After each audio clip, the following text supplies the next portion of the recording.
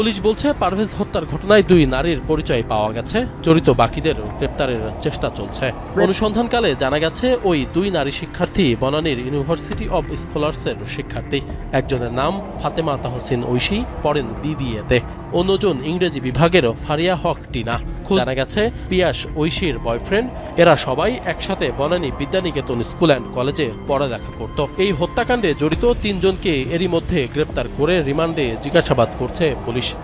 একটি বহুল আলোচিত মামলার রায়ে উচ্চ আদালত ঘোষণা করেছে পারভেজ হত্যা মামলায় 2 নারী শিক্ষার্থীর মৃত্যুদণ্ড। এই রায়ে শুধু আদালত চত্বর নয়, উত্তাল হয়ে উঠেছে শিক্ষাঙ্গন। আলোচনার কেন্দ্রবিন্দুতে এখন একটাই নাম, পারভেজ। পারভেজ ছিলেন একজন শিক্ষার্থী, একজন স্বপ্ন দেখা তরুণ।